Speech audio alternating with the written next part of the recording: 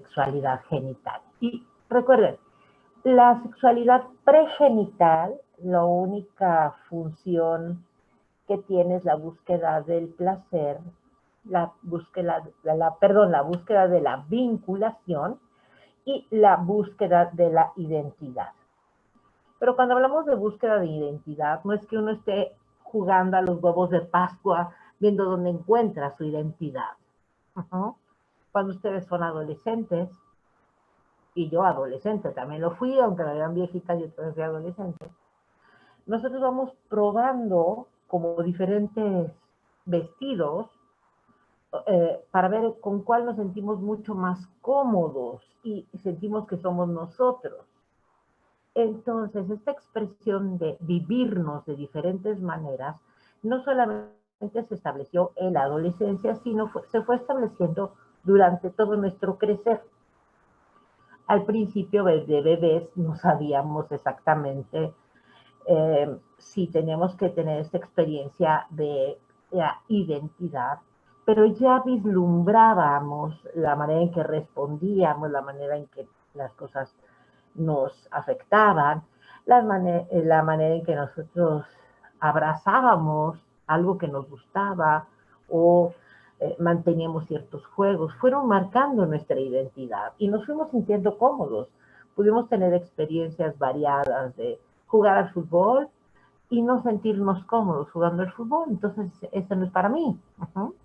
Entonces, vamos construyendo nuestra identidad de manera gradual, pero experimentando muchas maneras de ser nosotros.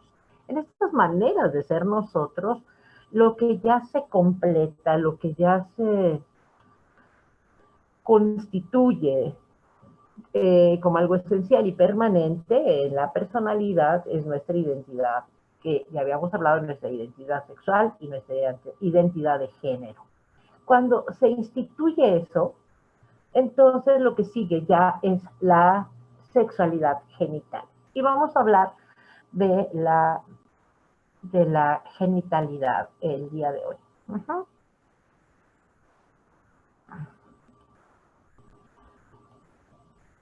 Ustedes me dicen si ya ven la diapositiva. Ya. La estoy recorriendo. ¿Sí? Entonces, esa es una tarea que les toca a ustedes hacer, pero que como no la había explicitado en la plataforma, bueno, ya la explicitaré en su momento. Y hoy que llegué a trabajar no tenía mouse, entonces la vida fue como complicada. Bien, vamos a hablar de que cuando nosotros completamos nuestra respuesta sexual genital, tiene un solo fin. Y el fin es el coito. O el fin es la relación sexual. Vamos a hacer esta diferencia. Yo puedo tener relaciones sexuales aunque yo no tenga coito. Y cuando hablamos de relaciones sexuales vamos a hablar de un proceso complejo, psicológico, biológico y cultural, en el que nosotros vamos a responder a una serie de condiciones, de percepciones, de cogniciones que nos llevarán a una fase de excitación y a una expresión del deseo de manera mucho más compleja. En esa etapa, nosotros vamos a referirnos específicamente a la respuesta sexual humana. La respuesta sexual humana en ningún momento, si ustedes ven, ningún momento dice coito. Dice que esta respuesta sexual humana de la expresión máxima del placer genital la podemos pensar en 4 etapas o 4 fases: la de excitación, la de meseta, la de orgasmo y la de resolución. Ahorita vamos a ver en las diapositivas que ha habido cambios en muchas definiciones. Entonces, me voy a pasar a la siguiente. Ya entró el compañerito, ya entraste, compañerito, que andabas en la puerta. No sé quién fue. Creo que fue un barroncito. Bien. Vamos a definir la respuesta sexual humana en base a todos los cambios corporales que ocurren durante una actividad sexual. Justo voy a hacer mucho énfasis en que cuando hablamos de actividad sexual no estamos hablando de coito, estamos hablando de actividad sexual. Por primera vez en 1966 por una pareja de médicos apellidados Master y Johnson. En la actualidad, una segunda doctora, la doctora Kaplan, maneja las fases en 3: deseo, excitación y orgasmo, ¿no? Vamos a ver por qué se fueron modificando estas acciones. Pero vamos a entender que la respuesta sexual humana es un proceso, Neftalí es el que anda afuera, es un proceso complejo, es una respuesta, es una experiencia subjetiva valorada individualmente y es fundamental para la persona y es una vivencia que tiene, no necesariamente tiene una correlación en cuanto a la intensidad objetiva. A ver, si una persona puede sentir deseo cualitativamente diferente y cuantitativamente diferente a otra. Ajá. Esto no significa que no tenga respuesta sexual humana. Uno puede tener una fase de excitación como si fuera un resorte que avienta un cohete al espacio, y otro puede tener una respuesta gradual, paulatina, moderada, igualmente disfrutable. El que avienta un cohete al espacio o el que va caminando como Heidi por las praderas, despacito y cantadito. ¿Sí? Está influida esta respuesta sexual por varios factores, básicamente orgánicos, que tiene que ver con el temperamento de la persona, las circunstancias, que la parte ambiental, y obviamente los elementos cognitivos o afectivos que estén inmiscuidos en ese proceso de la respuesta sexual que yo pueda tener o que pueda tener mi pareja. No podemos, cuando hablamos de la respuesta sexual humana, hablar de una regla, hablar de un parámetro, hablar de una medición, porque esta respuesta sexual humana la vamos a entender como un término psicológico que implica estos cambios fisiológicos y perceptuales, sensoriales, que están involucrados en este acto y que es respuesta a una estimulación. La respuesta sexual humana puede ser debido a un acto de masturbación o de autoerotismo o una relación de pareja con o sin coito. Si ustedes ven en mi presentación, yo separé muchísimo esta situación. ¿Por qué la separé? Cuando veamos la sexualidad del adolescente, cuando veamos la sexualidad del adulto mayor, vamos a encontrar que la sexualidad no está asociada a, bueno, es lo deseable, pero no necesariamente es lo lograble o lo posible. Pensamos en un adolescente que tiene muchas sensaciones y que tiene un gran deseo, pero que no tiene pareja sexual o que en ese momento saludablemente le está tomando la decisión de no tener coito con alguien para evitar embarazarlo y con ello hacer un cambio en su vida, o un adulto mayor que está solo, que es viudo, o que aún teniendo pareja, ella está sufriendo cambios importantes en su tejido vaginal y que le es imposible por dolor soportar la penetración. Entonces vamos a hablar de lo más amplio que podamos. ¿Algunas dudas aquí, chicos? ¿No? Creo que no. ¿No? Entonces, ampliemos la visión cuando hablamos de una relación sexual. Una relación sexual tendrá una relación coital, pero no necesariamente uno es obligado al otro. Bien, nos seguimos en este asunto de qué es esto de la respuesta sexual, porque ha habido varias acepciones. Una acepción es la forma que tenemos de responder a los estímulos que provocan un deseo, tanto desde un punto de vista físico como desde un punto de vista íntimo y personal. Como les comentaba, es un proceso que lleva varias fases. Estas fases no son automáticas, es decir, solo porque te pongas en marcha o que prendas el switch, no tienes por qué llegar hasta el último paso, no estás obligado a llegar al último paso. Para lograr la respuesta sexual humana y que esté completa, tiene que mantener una excitación y una estimulación para ir pasando de una a la otra. No es nada más ¿no? El encendido nada más es uno, o sea, es un chispazo y hasta ahí quedó. El encendido del carro no hace más. Lo que hace más es todo lo que sucede en el proceso del encendido. La respuesta sexual humana y sus estudios nos referimos nuevamente a los modelos que se instituyeron para los años 60 con estas fases que era la fase de excitación, la fase de la meseta, la fase del orgasmo y de la resolución. Para Helen Kaplan, había la fase de la vasocongestión y la fase de la mioclonía.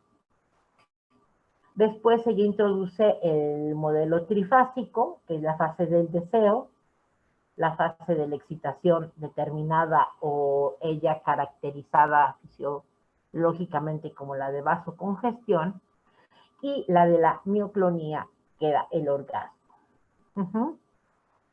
El doctor Álvarez Gallú, en paz descanse, un sexólogo mexicano, agrega la fase S. La fase S que está antes del de excitación, porque debe ser un estímulo sexual efectivo. Y pone la fase refractaria, ¿no? No solamente Entonces vamos viendo que hay modelos de la respuesta sexual humana, más los que se complementen en esta parte de la idea de la neurología, porque también están haciendo investigaciones al respecto. Bueno, entonces, creo que así la ven, tenemos la fase del deseo, la fase de la excitación, la fase del orgasmo y la fase de la resolución, incluyendo al doctor Álvarez Gallú. ¿Por qué la fase del deseo? Que fue añadida por Kaplan. Esta etapa inicial de la respuesta sexual humana comprende pensamientos, emociones, sensaciones que generalmente aumentan el nivel de la libido. Voy a dejar de compartir, chicos, y quisiera que ustedes reflexionaran acerca de esta fase, de la fase del deseo. Cuando hablamos de la fase del deseo, vamos a hablar de esta fase que es cualitativamente individual. Cualitativamente individual. Lo que a mí me gusta en cuanto, ¿se acuerdan que vimos las expresiones comportamentales de la sexualidad? Aquellas cosas que a mí me dan placer. Aquellas cosas que a mí me dan placer van a ser aquellas cosas que voy a desear, ¿sí? O sea, a mí me da placer sumergirme en una alberca fría, voy a buscar hacer eso. Va a ser parte de mi deseo.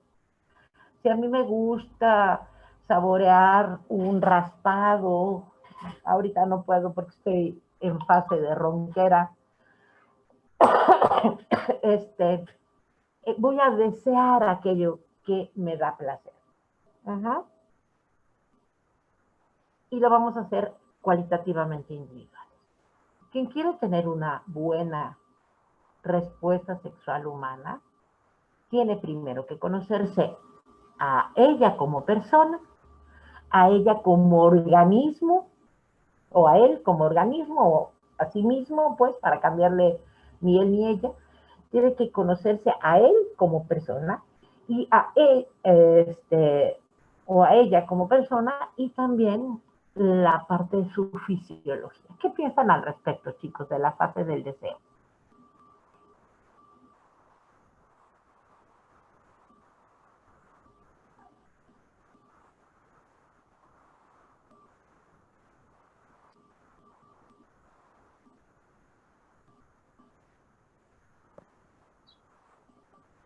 Pues, sí, qué es lo que le gusta o le genera placer. Primeramente, pues, a la persona que me genera placer para poder encontrarlo. Y, y creo que siento que eso más que nada se refería. O sea, no podemos generarnos placer, solo conociendo el placer de la otra persona, sino también tenemos que conocer nuestro placer. Exactamente. ¿Y saben cuál es el mayor órgano sexual? El cerebro. Uh-huh.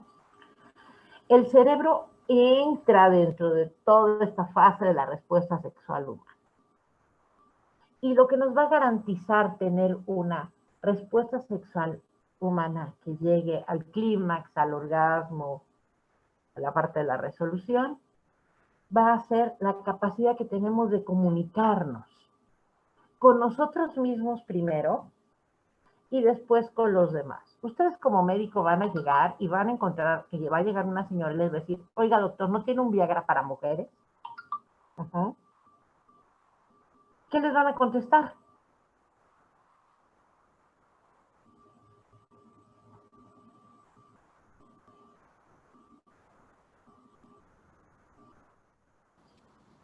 ¿Tomar alcohol? Tomar alcohol.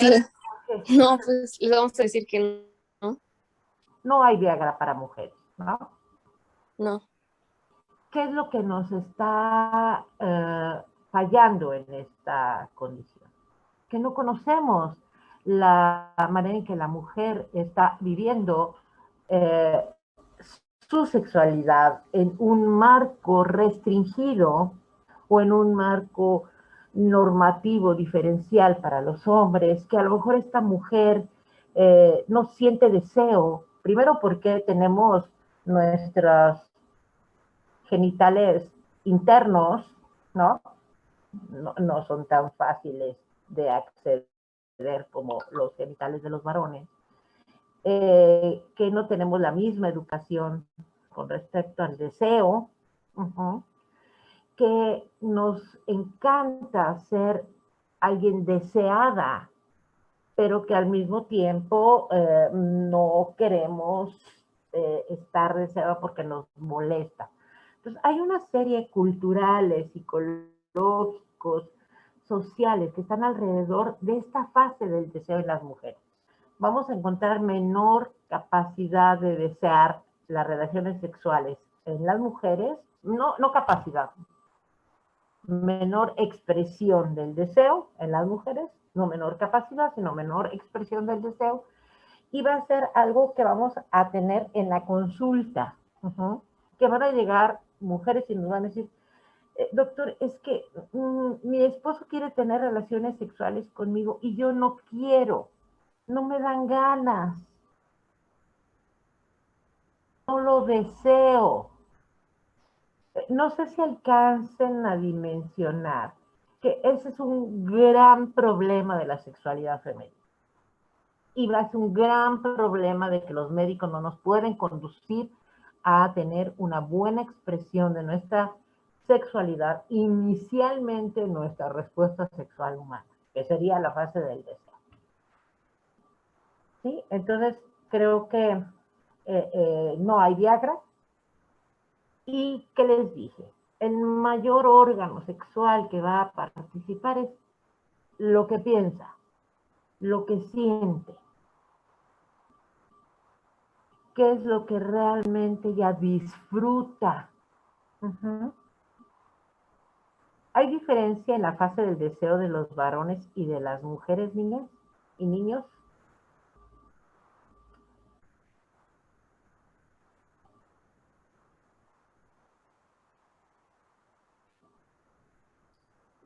¿Podría? Es que no lo entendí. Sí, hay diferencia. No. A ver, Jorge. Bueno, por ejemplo, se dice que los hombres tienen más tendencia a ser, por así más decirlo, más calientes, pero lo que pasa es de que, como estábamos hablando la otra vez, de que las mujeres tratan como de esconder esa faceta. O sea, tal vez no lo demuestran como tal, pero pues somos iguales, los dos tenemos las mismas hormonas y así. Pero culturalmente, como veíamos, no estamos tan entrenadas para reconocer el deseo. Históricamente les dije, no teníamos derecho al deseo. En algunas culturas les mutilan el clítoris para que no disfruten. Tienen prohibido el disfrute sexual. Ajá. Y quien disfrutaba antes sexualmente, una mujer que disfrutaba era una mujer que era una cualquiera, ¿no? Entonces hay un montón de prejuicios alrededor de la construcción del deseo. Y hay una situación antagónica. La mamá te dice, ponte linda, ahí te ves muy bonita. Pero si llegas y le dices, ay mamá, estuve tan bonita y disfruté tanto y atraje a tantos hombres, que esa es la parte 1. Pero la parte 2 de qué hago con los hombres que atraje, esa ya no vale, ¿no? O sea, tú puedes ir en la calle y atraer a todos en la calle. Fase 2, que significaría, bueno, pues me apalabro con alguien y puedo tener una relación con esa persona. No, hasta ahí queda, ¿no? Entonces hay muchos atavismos culturales que nos limitan la fase del deseo. ¿O cómo ven ustedes, chicas? Jorge dice que estamos capacitados para tener la misma respuesta de deseo y algo biológicamente lo tenemos, aunque nosotros tenemos los órganos internos, ¿no? Y no tenemos idea de qué sentimos. Y en cambio los varones tienen muy claro que sienten en sus órganos sexuales. Y nosotros no. Una vez estaba una niña su mamá y yo estábamos en la universidad y las dos nos embarazamos al mismo tiempo y nuestros niños nacieron con 8 días de diferencia. Ella tenía una niña, tiene una mujercita ya ahora, y yo tuve un varón. Entonces iba la niña a ver cómo mi hijo orinaba y entonces se asomaba. Y le decía, oye mamá, yo quiero tener un pene como el de Sergio, ¿no? Y su mamá, que era una mala persona, le dijo, no hombre hija, con lo que tú tienes vas a tener muchos, ¿no? Pero un día llega la niña y me dice, mamá, a mí porque también me decía mamá, ya me está creciendo, ya lo encontré. ¿Qué hizo esa niña? ¿Se exploró? Se exploró, ¿no? Estaba contentísima. Cuando encontró su clítoris dijo, ahí viene. Tarde o temprano tenía que tener yo uno, ¿no? Pero súper contenta de que lleva, y llegó el papá y dijo, mira, yo voy a tener un pene, papá, ya me está creciendo, está chiquito, pero me va a crecer. Se exploró. Y parte de esta fase de la respuesta sexual humana es que la mujer se conozca. También que el hombre se conozca, ¿no? Porque hay algunos chicos que no se conocen. Si alguien de ustedes me quiere compartir una experiencia de deseo que fue deseo y excitación inmediata, ¿no? En la secundaria, hay chicos que tienen erecciones inmediatas por un estímulo que ellos no reconocen como parte de su deseo. Por ejemplo, que llega una chica y le hace cosquillas y entonces tienen la respuesta de excitación, ellos no lo reconocen como que ellos tenían un deseo de ser estimulados a través de cosquillas para tener una excitación sexual. A veces un examen, un elemento sorpresivo y están asustados y pueden tener erección cuando están asustados, pero esa es una fase de excitación, pero una fase de deseo no desean estar asustados con un examen para excitarse, ¿verdad? Entonces, ahí hay un proceso que nosotros tenemos que reconocer y que por eso paré aquí, la fase del deseo. Si nosotros no le permitimos al paciente que exprese quién es, cómo se siente él con deseos, qué cosas le agradan, no lo vamos a poder conducir a que tenga una buena respuesta sexual humana. En la fase del deseo, ¿no? O sea, por lo menos la fase del deseo. Nos conectamos y nos desconectamos, más bien nos desconectamos y nos conectamos, chicos, por favor. Sí, doctora. Es muy importante que la persona se conozca, que la persona pueda expresar su sentir, su vivencia subjetiva de las cosas que le agradan o que no le agradan. Estas cosas que le agradan o no le agradan van a ser parte de lo que va a ir incrementando lo que nosotros conocemos como líbido, que es esta energía que va a ir incrementándose en la fase de la excitación. Bueno, me voy otra vez a las etapas de estos sujetos. Si hay alguien en sala de espera, me avisan, por favor. Vamos a pensar en la etapa que nos dice Álvarez Gallo. El S, el estímulo sexual efectivo. Yo puedo estar teniendo una actividad sexual con mi pareja y yo tocarlo o que él me toque de tal manera o me diga algo o haga algo que definitivamente inhiba mi proceso de excitación. Entonces, ese no lo vamos a identificar como un estímulo sexual efectivo. Lo que para una persona es un estímulo sexual efectivo, para otra persona no lo es. Para una persona puede ser un estímulo sexual efectivo que le digan groserías y para otra resulta ser algo que inhibe y bloquea el deseo. Cuando hablamos del deseo, entonces ser esta apertura que tenemos, las ganas de vivir esa experiencia erótica, ya sea con un erotismo compartido o con un autoerotismo.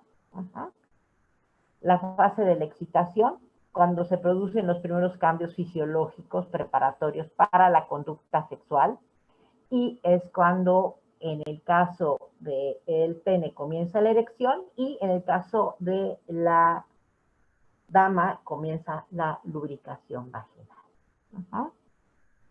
La fase del deseo no es tan claramente observable, pero la fase de la excitación ya es claramente observable. Observable para quien lo está sintiendo y también para tu pareja. Es mucho más visible la fase de la excitación masculina que la fase de la excitación femenina, pero eso no significa que no se den. Cuando hablamos de esta fase de diferencia entre los sexólogos, que le denominan meseta, o sea, estamos en la fase del deseo, excitación, meseta. ¿Qué es eso? Es una fase en la que se incrementa la erección, se incrementa la lubricación vaginal y además se producen ciertos cambios que van a dar entrada al asunto de el orgasmo, que sería como el incremento de la tasa cardíaca, en la respiración, está la erección de los pezones, mayor tensión muscular generalizada, entre otras como también la propia plataforma orgásmica. En la fase denominada de la meseta, algunos sexólogos prevén que es una fase en la que empezamos por sentirnos más excitados y parece que baja la excitación, como que quedan en blanco. Si se fue incrementando en la fase de la excitación, los estímulos, el deseo, los estímulos y la excitación, en la fase de la meseta parece ya no tener respuesta a los estímulos, y quien no conoce su organismo puede decir, ay no, ya se me quitaron las ganas, o uy, ya no tengo la misma tonicidad en la erección, pero es una fase en la que se prepara el organismo para dar el gran salto denominado clímax u orgasmo, ¿no? Que se caracteriza por las contracciones rítmicas e involuntarias de los genitales que conllevan a la eyaculación en los varones y una máxima sensación de placer. Después viene la fase de la resolución, que no todos los sexólogos la integran, pero bueno, yo se las comento, la que el cuerpo vuelve a un estado de calma y a una situación no sexual. Y la fase refractaria, que hagas lo que hagas, ya no va a haber respuesta. En el caso del varón, tiene una fase, entre más joven, la fase refractaria es más corta y más saludable también, es joven y saludable, y en el caso de varones ya de mayores de 40, 50, 60 años que no son físicamente activos, puede ser una fase mucho más prolongada. En el caso de las mujeres, la fase de la resolución no logra el piso no orgásmico, y ellas, nosotras, podemos tener multiorgasmos, no tenemos una fase refractaria. Podemos tener, pero eso va a depender del individuo, de que tanto el individuo se conozca, de su estado también de salud general y de cómo ha respondido su cuerpo con anterioridad. Me voy a esta fase que la introduce, ay, se movió esta cosita. Esta fase que la introduce Sandra Leiblum, que dice que es la satisfacción, que es la interpretación que hacemos de nuestro bienestar físico, mental y emocional con respecto a las actividades que nosotros desarrollamos. Estos investigadores que han definido la satisfacción sexual como una respuesta afectiva y de característica subjetiva a la evaluación. Entonces, esta evaluación subjetiva la da la persona que estuvo en el acto sexual y dijo, estuvo padrísimo, estuvo bien, estuvo gratificante, estuvo maravilloso, o estuvo del nabo, que también pueden tener esta manera de expresarlo. Voy a dejar de compartir y quiero que me comenten lo que se les ocurra. Hasta ahorita llevamos que en la fase de excitación había una anterior que era la del deseo, la excitación, el orgasmo, la resolución, la etapa refractaria o excitación, orgasmo, resolución. O la fase del estímulo sexual efectivo, deseo, excitación. Entonces, le van agregando más etapas, pero lo que nos quieren decir es, a ver, no solamente es una respuesta fisiológica del individuo, sino también una respuesta psicológica del individuo en un contexto cultural determinado. Díganme, ¿qué piensan? Ya sé que ya lo sabían, pero nada más estamos dando una repasada teórica.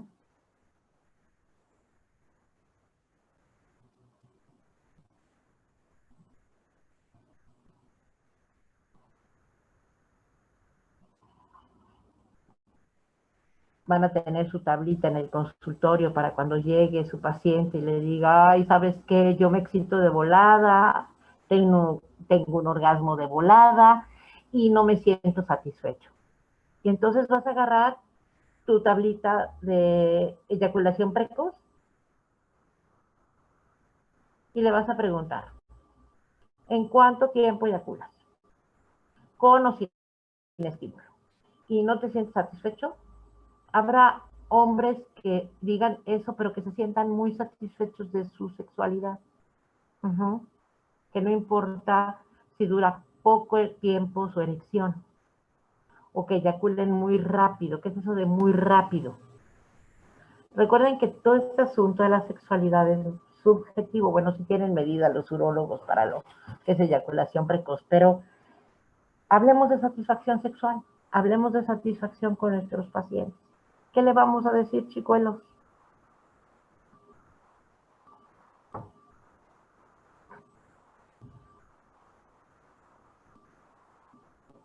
Ya se me volvieron mudos todos.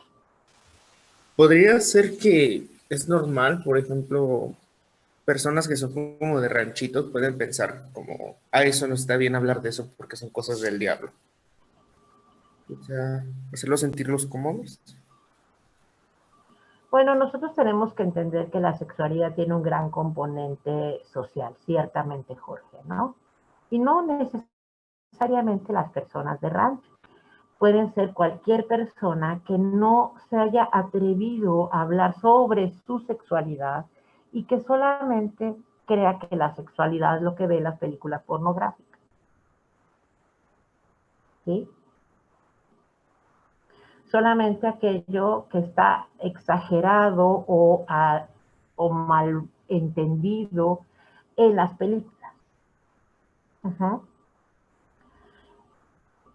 Es que yo no tengo las 50 sombras de Grey, ¿no?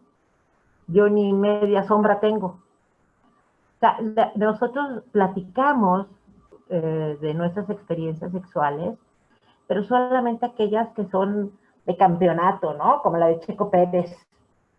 Uh-huh. Pero no hablamos de los miedos que da no ser eficiente en cuanto a nuestra relación, de no sentirnos confiados y aceptados en cómo respondamos, en tener miedo a la burla, ¿no? O sea, todo eso, tú estás hablando de un componente de tabú. Ajá. Sí, está bien.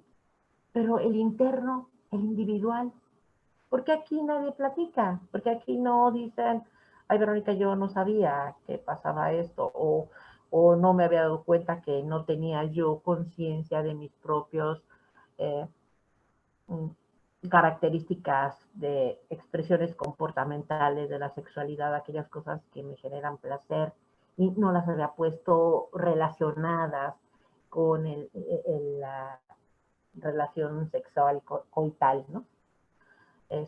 ¿Por qué no hablamos?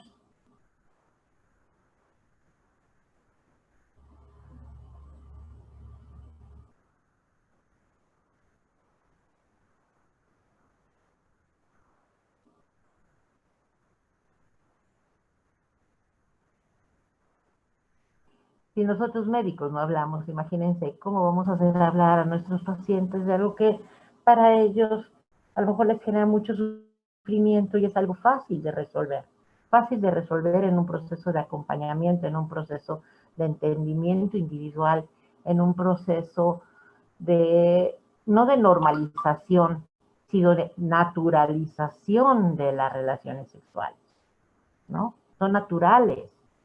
No son normales ni anormales, son naturales. Y son naturales para ti que duran 5 minutos y te sientes satisfecho sexualmente. Para ti que duran toda la noche y haces alarde de la virilidad y de la capacidad de recepción. y eso te genera satisfacción, bien. O sea, no hay un parámetro, hay que buscar su propia medida de satisfacción sexual. Por eso se los incluí aquí, ¿no? En esta parte de la respuesta sexual humana, aunque no necesariamente tengamos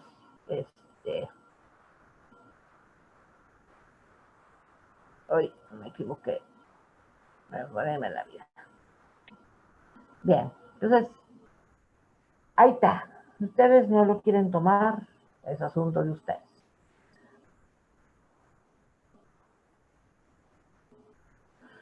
Bien, regreso otra vez a la parte de la excitación, ¿no? Podemos tener estímulos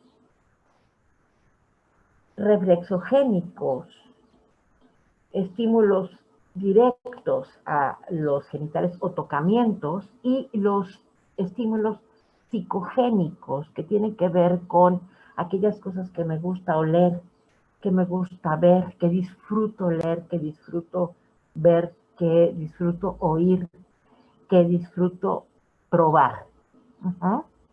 Estos son estímulos externos hacia su proceso de excitación. Y habrá otros que son internos, que serían los denominados interoceptivos y que tienen que ver con los estímulos a los nervios profundos, la vejiga que esté llena o aquellas situaciones que estén ligadas a nuestras fantasías, recuerdos o sueños o ensoñaciones. Ajá. Cuando hablamos entonces de la excitación, vamos a hablar de una vasodilatación y una vasocongestión, y esto es un proceso fisiológico. Cuando hablamos de la excitación del hombre, hablamos obviamente del resultado de la tensión de la piel, el aplanamiento de los testículos para cortar el cordón espermático y para que la contracción involuntaria de los músculos permitan el proceso de la eyaculación. La erección de los pezones es otra respuesta fisiológica de la excitación. Vamos a encontrar otras respuestas fisiológicas, como en el caso de la mujer, que sería la lubricación, el aumento del volumen y separación de los labios mayores por su congestión, el aplanamiento para permitir que se vea el orificio vaginal y los labios que se congestionan para ser un efecto de mitigación de la penetración y también para que haga contacto con el pene. El aumento de los labios menores, el útero se verticaliza, o sea, el útero dice bienvenidos, quien vaya a entrar, que venga. Usualmente está se pone erecto, ¿no? Bueno, se verticaliza, nos pone erecto, si no se levanta. El clítoris se agranda por la misma vasocongestión, existe también erección de pezones y aumenta el volumen mamario. No crean que cuando hablamos de aumento del volumen mamario pase de talla A a B en 2 segundos, ¿no?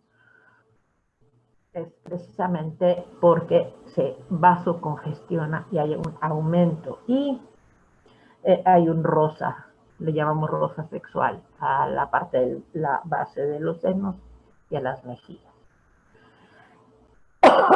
En general, en la fase de excitación hay un aumento del deseo y por seguir incrementando las caricias y los estímulos que se van dando una y otra vez y deseamos que sea más y más y más y más y que se mantenga.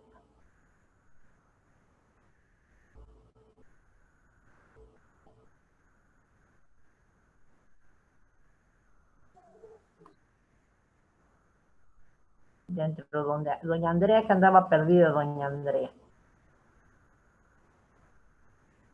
¿Dónde andabas, Andrea?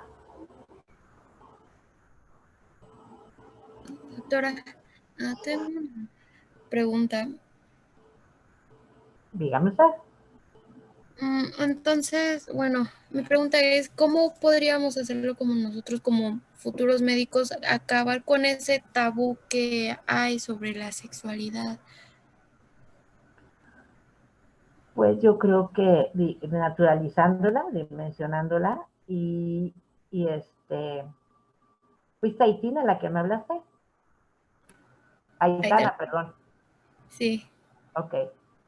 Aitana, primero, pues pudiéndola platicar aquí, en un marco académico, ujú, en un plano donde entendamos que la sexualidad es inherente al individuo y que es una situación completamente natural. No la quiero poner en normal, ujú, porque sería entonces la anormal y la normal, ¿no? Entonces, la parte de nuestros prejuicios, de hablarlo, de ser receptivos de nuestros pacientes, desde generar un espacio de confianza. Uh-huh. Vamos a ver el manual de consejería para personas con VIH. Chicos, no crean que hablar de sexualidad es algo irrelevante para la práctica médica, ¿no? A veces pueden, teniendo una muy buena charla en cuanto a su sexualidad de los pacientes, pueden evitar problemas futuros de salud o los pueden hacer sentir aceptados, queridos, amados y apapachados por la pareja, ¿no? Porque pueden ellos tener fantasías de, es que, doctor, es que estoy enfermo porque, ¿qué cree? Pienso en que quiero hacer el amor a un cocodrilo, ¿no? Y si nosotros como médicos tenemos así la óptica y no la abrimos y le preguntamos si le genera mucha angustia esa fantasía y cómo le afecta, ¿no? En su desempeño sexual, en cuanto a su respuesta sexual, en cuanto a las relaciones sexuales que tiene con las parejas. Y te dice, no, no me afecta nada, pero me angustia muchísimo. ¿Por qué le angustia muchísimo eso? No, es que eso seguramente es porque estoy perverso y ya tengo el cerebro trastocado.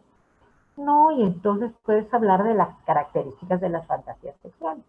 Las fantasías sexuales son cualquier elemento que nosotros construyamos simbólicamente que generen para nosotros una sensación de deseo, pero de deseo inalcanzable, ¿no? Por eso se llaman fantasías. O sea, yo puedo estar pensando que mi fantasía sexual es con Thor, bueno, con el actor de Thor, y mejor no lo pienso porque tengo que dar clases más tiempo y si no voy a ir a buscar a Thor, entonces, que es como mi volcán del líbido, el fregado chamaco. Entonces, y poderlo comentar, no sé si te contesté, Aitana, nosotros informarnos, nosotros escuchar, juzgar, nosotros permitir, nosotros naturalizar, y si eso que le está sucediendo a esa persona le afecta su desempeño sexual, entonces mandarlo y orientarlo hacia un especialista en cuanto a su conducta. Pero si no, a lo mejor simplemente cuando hablemos como médicos con ellos, necesitamos la angustia. La angustia es el enemigo número uno de las relaciones sexuales. Ajá. Sí, sí, está bien. Estoy muy angustiada, no lo disfruto. Estoy más preocupada porque si mi papá entra por la puerta o no, o porque si me cachan en el salón, ¿no? Entonces estoy como más preocupada por otras cosas que por disfrutarme, ¿no? Básicamente es disfrutarme y disfrutarme junto con alguien. Ajá. Entonces, la ansiedad también, a los hombres, si están muy ansiosos, su respuesta de rendimiento sexual se ve completamente hecha pomada. Uh-huh. El miedo y la ansiedad son de los peores compañeros de una relación sexual plena y satisfactoria. Satisfactoria. Vamos a seguir usando la parte de la satisfacción. Don Ángel, ¿cómo está usted, señor Ángel? Hola maestra, buen día. Muy bien, gracias. Yo tenía una pregunta. Fíjese que el otro día vi un video y la verdad no recuerdo muy bien cómo mencionaba esto que le voy a platicar, entonces espero estar lo menos cerrado posible y ser lo más claro. Esta persona mencionaba que nosotros como seres humanos, al final de cuentas, seguimos conservando ciertos estímulos o ciertos instintos que nos hacen comportarnos de cierta manera. Entonces, me pareció muy interesante lo que decía esta persona, porque decía que, o ella afirmaba que al final de cuentas todos los seres humanos éramos bisexuales, porque no recuerdo muy bien cómo es que justificaba esto, pero algo sí decía que cómo era posible que por prejuicios, por ideas o estereotipos que adquiriendo, como para no permitirnos el disfrutar de nuestra sexualidad, pues a tope, ¿no? O sea, como que cómo era posible que por este tipo de ideas o prejuicios no fuéramos capaces de disfrutar nuestra sexualidad al 100, porque al final de cuentas, pues nuestro instinto es reproducirnos, ¿no? O al menos eso es lo que yo creo. Instintivamente, aunque no busquemos reproducirnos, pues el instinto es el de reproducirse, porque al final de cuentas, pues somos animales. Entonces la persona afirmaba que al final de cuentas éramos bisexuales porque lo único que buscábamos era satisfacer esta necesidad que teníamos de reproducirnos. Pero no sé usted qué me pudiera comentar de eso.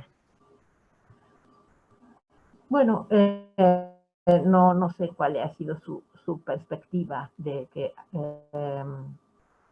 si nosotros como especie tuviéramos la capacidad de cambiar y hacernos hermafroditas, estaríamos pensando en esta teoría de la perpetuación de la especie, donde no importa si yo soy niño o niña, ¿no?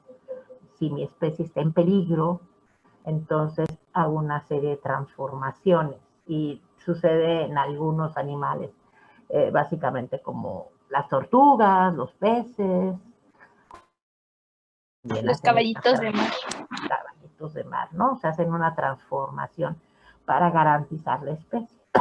Pero si bien esta persona decía que la sexualidad es algo natural y la expresión del placer es natural, y que esa expresión del placer no tenía cuerpo, porque creo que fue donde ahí Ángel andaba, la expresión del placer no tiene cuerpo, no tiene, simplemente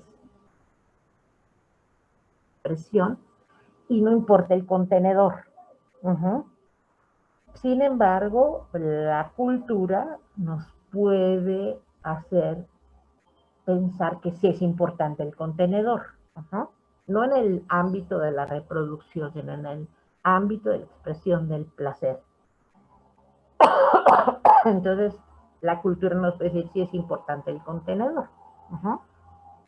Pero quiero recordarles que les dije que el amor es un factor importante en la sexualidad y que los hombres en la antigüedad no podían amar a mujeres porque las mujeres eran de bajo nivel humano. Entonces, amaban a los hombres y solamente tenían relaciones sexuales con las mujeres para tener hijos.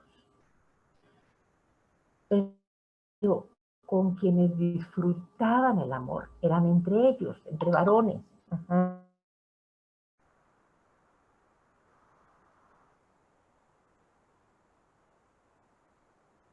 Porque eran los únicos que merecían ser pura, amor. No de la reproducción, la biología, no nos podemos hacer como los caballitos de mar. Ojalá y si para que quedaran embarazados los hombres se verían simpaticísimos. Sino la expresión del amor. No sé, Ángel, si pude hacer esta distinción. El amor no tenía contenido. Nosotros se lo pusimos culturalmente hablando. La reproducción tenía contenedor, pero ahora se ha transformado también porque yo puedo tener una pareja lésbico maternal y yo puedo engendrar un chiquillo o una chiquilla, o soy una pareja homoparental y podemos engendrar un chiquillo o una chiquilla, ya sea que yo sea el padre biológico y gestionemos un útero rentado o hagamos una serie de transformaciones culturales.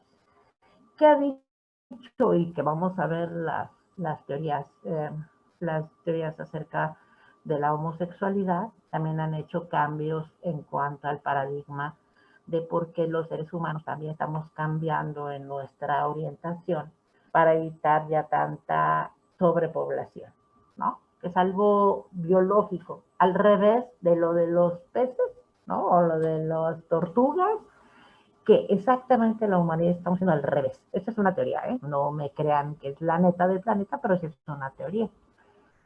Y agradezco muchísimo a don Ángel que haya metido el concepto del amor, ¿no? O la satisfacción. La satisfacción toma cuerpo, uh-huh, o pueden solamente tomar esencia. Podemos amar profundamente a una persona, aunque sea de nuestro mismo sexo. O podemos amar profundamente a una persona que sea de nuestro sexo opuesto, pero no necesariamente podemos desearla. Amar y desear pueden estar no en el mismo platillo. Uh-huh. Pero también lo podemos desear y amar. En el estudio de Kinsey hay muchas experiencias homosexuales en los seres humanos, también en los animales, ¿no?